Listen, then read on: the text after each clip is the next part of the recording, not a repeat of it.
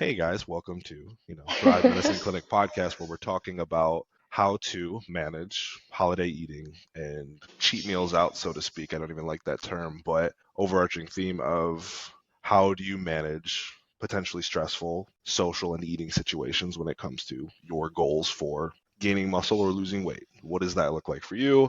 Obviously super nuanced. Some people have obviously want to be on a bodybuilding stage come January. Some people I want to lose 10 pounds and feel good about it, right? And not have my Aunt Karen harping on me. So again, this will be to give structure, an overarching outline of a tip guide that we have here at Thrive that we give our clients to help, again, not set hard, fast rules as to how to live through the holidays, but give you a guide as how to get in the right state of mind, have some tools in your toolbox to lose the weight or, maintain progress you've made for the year so that you can go into the new year already one step ahead of your goals and not necessarily feeling stressed about maybe taking a couple notches out and just having the brownie, having the cake, right? Whatever that looks like for you. Maybe that's okay. One day of the year, I'm just gonna binge out, and that's cool. Or I'm gonna allow myself to have one pistachio during Thanksgiving dinner, and that's cool. It'd be so Again, sad. Yeah, just yeah. it's just being super extreme about it. Um, No, but it's about turning stress into confidence. I think that this is a time of year where I don't know that there are many people who um, I think stress is a common theme. There are a lot of statistics about how stressed people get over this time for a variety of reasons. And I think it's a time of year where a lot of people aim to take care of others and we're thinking a lot of other people. We're not putting a lot of energy on our own self care. And then when we are making decisions about ourselves, it is difficult often to feel confident in those decisions, especially if we have goals pertaining to our health and what is right, what is wrong, what could I do that could potentially mess up my goals, where do I have flexibility, what's the right amount of flexibility, right? The goal with the tips that we're going to share is how can you take what resonates with you and implement it into the holiday season so that you feel more confident around food. So it's not you're not as stressed and you feel confident that the actions that you're taking are going to allow you to enjoy the holiday season because you should. You never know how many you're going to have left yourself or with the people that you love, and how you can enjoy that time while also feeling confident that you're still on track towards the goals that you're working towards. yeah, and as you know, with social media, it's always challenging when you're looking at like, okay, what should I do, right? What's the right step? And I think step number one for most people is have some sort of game plan, right? What's going to work for you, whether that's if you're going out to eat, get sushi on Christmas Day or something. If you want to look ahead at the menu and kind of parse out, okay, these are the 3 to 5 things I really want, and the being out of that emotionally stressed or emotionally charged situation, right? I don't have pressure from Aunt Karen. I don't have anyone, kind of guiding me or pressuring me before I get there. So it's easier to make a decision that you might be more aligned with without social pressure, right? Obviously, it's a little bit harder. We understand what peer pressure is for a lot of people.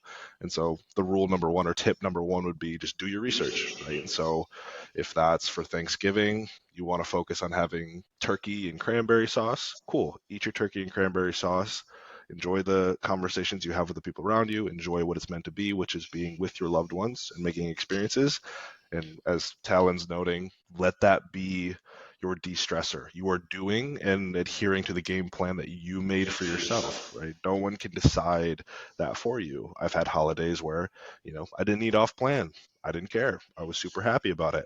I've had holidays where I had 10 plates for Thanksgiving. I didn't care. Oh, I was it's super so happy much about it. food. It's so much food, So but much food. I've Yeah. I've literally been on both spectrums of like not eating off plan ever, and hey, I really don't care. I'm living off Subway, eating 10 plates of food at Thanksgiving, like whatever. Wherever you're at in that journey is no one can tell you what's right or wrong for you, or no one could should you or shame you into that. Just set your plan, set your intention, and that's kind of the first rule that I would say is going to set you up for success. Because if you don't prepare, you don't know what your box looks like for the Hmm. holidays, right? And then you'll be Yeah. upset on the back end of it when it hasn't turned out the way you wanted it to. Because example, maybe I'm cool eating 10 plates of food every single day for December, right? I'm just gonna max out, and so then I'm gonna know that hey, if I gain a couple pounds across the holidays, whatever the statistical average is in January, I'm not upset because I kind of knew going into that it's probably going to happen, right? Yeah, yeah. Well, it allows you, what setting a plan allows you to do is take ownership. And I think that that is something that bleeds into a lot of the conversations that we have with clients here. Also, a lot of the tips is when you can take ownership over your choices, and that ownership allows you to take ownership over the results of your choices, then you're less stressed about it because that ownership also gives you permission. It gives you permission to either be more rigid because you're working towards perhaps more rigid or aggressive goals, or it gives you permission to be more flexible and you give yourself more grace and you allow yourself to be a little bit more relaxed. But being able to do that research, whether it's eating out or even just planning what parties you're going to go to, where, how are you going to extend yourself? The planning extends, I think, beyond just singular meals to the entire holiday season that allows you to say, where do I want to be come January? And where do I actually want to be? And how do I be honest with myself about that? And what is required of me in this holiday season to be at that place? And then how does my plan fit into that? And how do I take ownership over it so that I can feel good about the decisions I'm making, regardless of what everyone else is doing? Yeah, and I think what you're kind of noting on is again owning it, right? Because Yeah. again, at the end of the day, I used to have troubles with this when I was growing up. I would feel guilt and shame for adhering to my plan or for not adhering to my plan because I wasn't aligned with what I wanted to do. I didn't take ownership of that. I'd be like, okay, well, I want to do this thing, but like everyone's saying I shouldn't do this thing, so then like I'm conflicted. But in reality, I Mhm. should have just done the thing I wanted to do. They would have got over it, right? And we could have moved on, And Well, so, yeah, and oftentimes, like, nobody is really thinking about what you're doing as much as you're thinking about what you're doing, and there's always that misconception. Um, and yet, like, it's interesting you bring that up. I remember Thanksgiving. I had a lot of struggles with food for many years. And I remember Thanksgiving where deep inside I wanted to just be able to enjoy food regardless and not think about the calories and not think about the repercussions because the reality was it wasn't going to make a big difference anyway. But I felt like I should not eat the pie or I should only have a small piece of it. And I specifically remember Thanksgiving where the meal was over and people were done eating pie and they put the pies down in a cellar in the basement that was cool.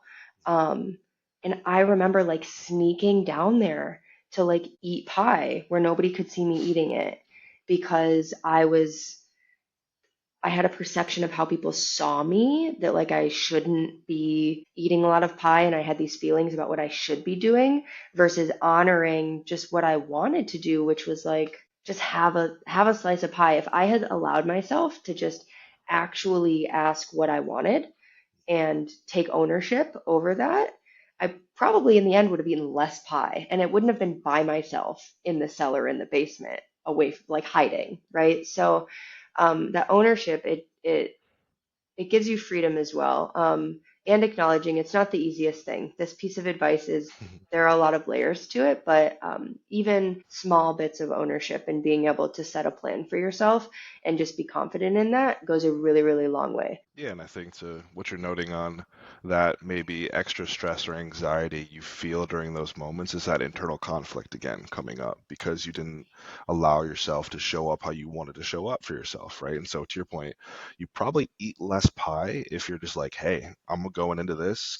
Aunt Karen makes really good pie. I want a slice of that pie. That's already factored into my game plan, whether you saved calories for it or allotted it for your day, right? Of like, say you're counting macros, I'm gonna factor in this pie, right? And make sure I get protein and fiber and high filling, low calorie foods to allow me to have this pie. Less stress, right? But then Hmm. to your point, the opposite scenario, you're stressed, you're not enjoying the time of the holidays, you're not making connections with friends and family because you're so worried and stressed and anxious about like, okay, well, like I really want this pie, but like everyone's gonna see me eating the pie and they're gonna ask questions about me eating the pie. And you're like building this story in your head that to your point, no one's probably even thinking about it. They're thinking about themselves, they're thinking about going for their second or third plate, they're watching the football game, right? They're talking to you about things. And so in that same tone, it's like just make it a part of the plan. Own it, Hmm. make it part of your plan, In a year's time, no one's going to remember that Robert went back for 2 to 3 slices of cheesecake because it was part of his plan, right? No one's going Yeah, to remember, or unless you like, do a backflip while eating your cake, and then it's like a family story. No, really no one's going to impressive. remember, which I can't. Yeah, I can't do that. I would love to, but you can't. I Um, could. Maybe I'll try. Maybe I'll try this year. Backflip with a cake. I did learn backflips. I That's didn't true. learn them with cake in my hands, but yeah. Well, Next and what time. yeah, I know you touched on another tip just about the concept if you're making a plan on how you can make better nutritional choices, right? Outside of these meals where you may or may not be tracking, where you may or may not know that you're going to consume more than you would at like a normal meal time. And the concept of like bolstering with higher fiber foods that help keep you full and prioritizing protein. Um, Oftentimes at these meals, protein is probably the macro that you don't get as much of just because the foods that taste really good are the ones that have a lot of fat and carbs in them.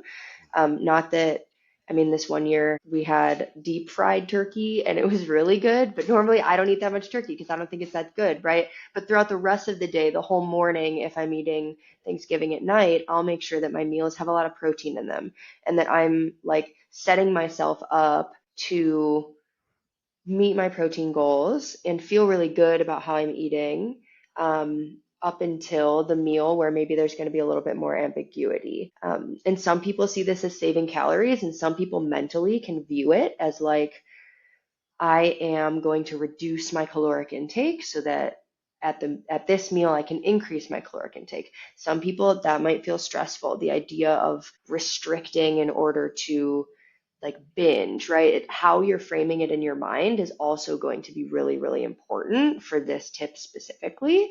And it's like, how can you think about it so that you're nourishing your body, like up until whatever the meal is that you're maybe allowing yourself to eat more, have a little bit more freedom. Yeah, to your point, frame of mind, right? So I have two kind of ways I look at it for clients here is one, your budget, right? Your financial budget. You have $2,000 to spend throughout the day. However, you allocate those $2,000.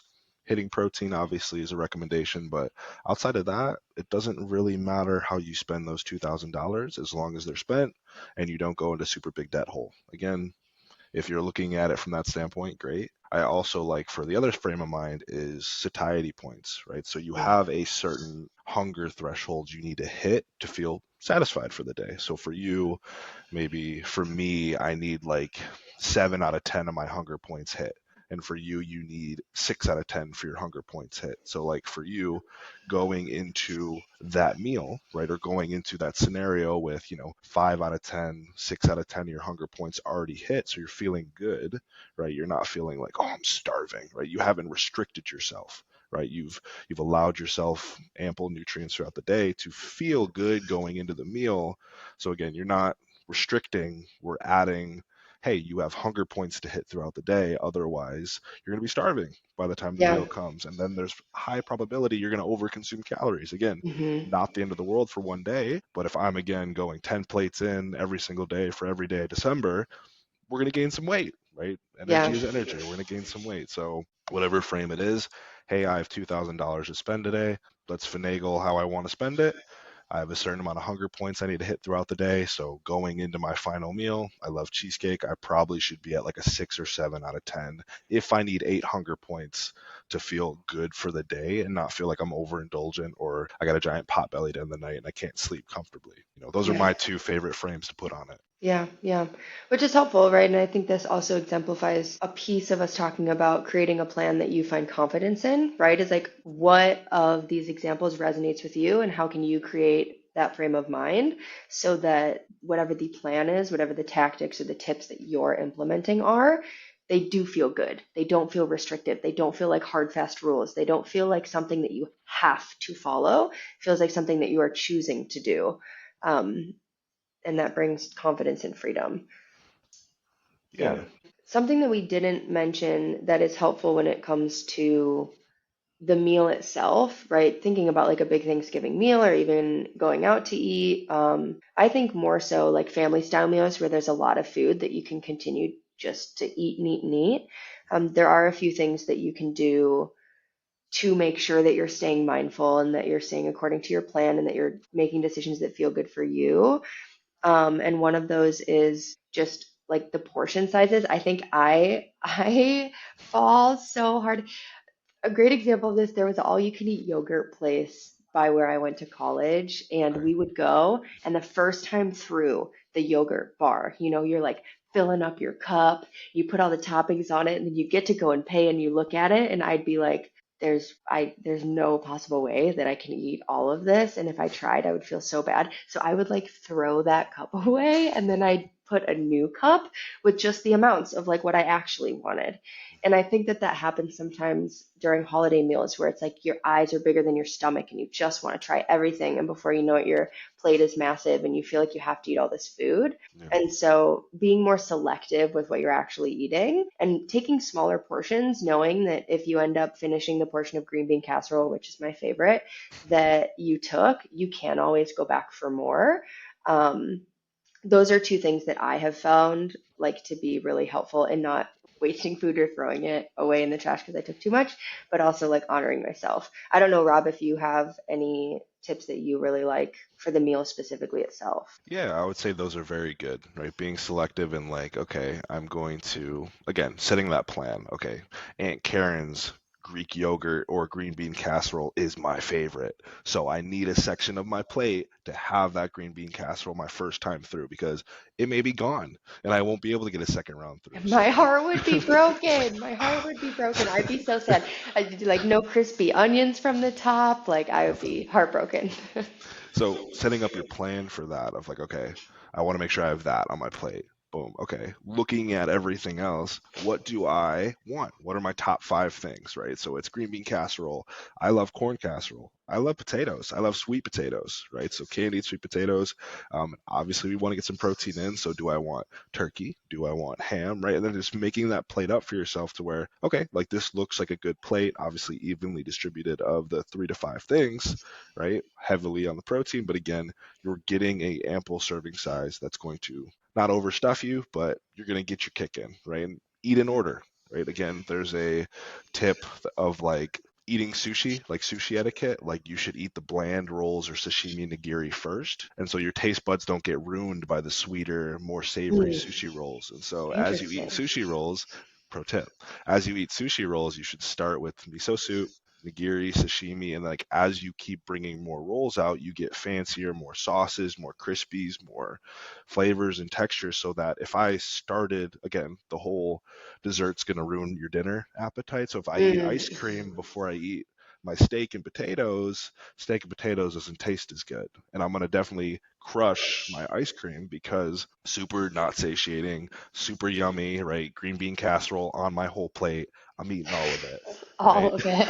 All of it. There's none left. Nobody else. None. I just actually take the Took the pan with tray and me. I'm I just don't put a like, plate in. I just like, yeah, pan is mine. yeah, Prepare. yeah. This is my plan to just die on green bean casserole. Oh my God, I'm imagining just a stomach full of Oh, green bean casserole. that Sounds sounds so bad. terrible. That It sounds does sound absolutely really bad. terrible. Yeah, But yeah. to that point, just again, a plan, a tip, eat like you're eating sushi. So start plain, get fancier as you keep eating so you're not ruining your appetite or overeating when you're the hungriest at the beginning of the meal with the, fancy green bean casserole with the crispy onions. Again, have it on your plate, eat your protein and stuff first, save it for last. It's your favorite. You probably will save it for last and be okay with that. Hmm. Um, do it that way. And then I would also say the biggest one is staying mindful, which goes back to creating connections during Hmm. holidays. We all sit in front of a TV, we smash out our food, we're not talking to people, we're talking as we're eating, right? So what I like to do is when I'm talking to someone, I put my fork down, I sit down, I'm looking them in the face, right? I'm not staring at a TV, I'm not bagging potato chips, eating, talking to you. I am eating, I'm focusing on eating. I set my fork down, I'm talking to you about something, right? Again, you don't talk with your mouth full. So proper etiquette again. So eat, focus on your food, enjoy that moment with the food because You really love green bean casserole, right? So enjoy your green bean casserole. Come back up for air. I'm talking to you. I really enjoy talking to you, right? So you're staying mindful, which most people struggle with nowadays, but staying mindful in each moment, and you get the best of both worlds. I get my green bean Yeah. casserole. If I have super heavy goals to be, stage prep ready January 1, I'll hit those. Or if I'm cool gaining a couple pounds, I'm going to hit that and be just fine. And I also created good connection time with Aunt Karen as I ate her green bean casserole, told her how good it was, right? She said, go back for seconds. I'm like, actually, I'm good. I ate enough. I feel great. She'll be offended. Okay, cool. Not a big deal, right? You still were able to enjoy Yeah. that and get what you wanted out of your plan and your intentions. And again, you can always take leftovers. Last kind of like tip on the guide, so to speak, is like, don't feel like, again, you have to gorge yourself. For example, story time.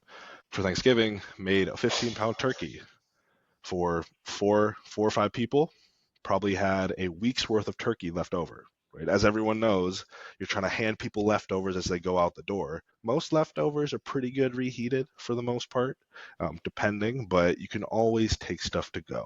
Right? You can always can take stuff to go. If you really want it, if you really want green bean casserole, you can pair it with breakfast the next day, breakfast and eggs, steak, green bean casserole. But don't feel like it's all or nothing, which again goes back to the game plan. What's your intention?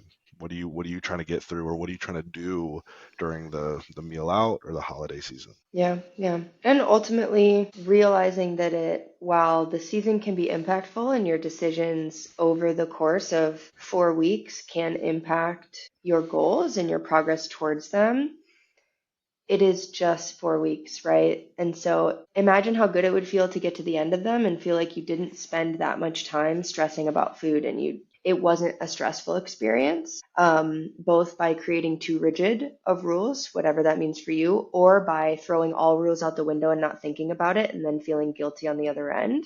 Like, this is a small window of time that, like, we truly believe that you can both maintain progress towards your goals and really enjoy yourself.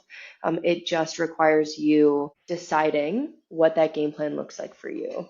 Um, I know this is something that we work with clients here at Thrive in establishing. And back when I did a lot of health coaching, like that, this was a big time of year where you're helping people decide that. And so I do want to encourage, like, if you're listening to this and you feel like you do have questions around what your best steps are in creating a plan, it can feel, if this is a stressful time for you, it can feel difficult. You kind of have decision fatigue. I don't know how many presents you've bought. I don't know what decisions you've had to make this whole year, taking care of the kids, everything. So if you need any help, like, we are here, please reach out. We're happy to help you feel confident throughout this season. Because it also, it feels good to know that somebody's got your back too. And I would say accountability is the number one thing, right? Mhm. If you say something to someone and they can hold you accountable, higher likelihood you're going to get that thing done. Yeah, yeah. So Boom. sweet. Thanks. For sure. I think that's pretty good. Bye.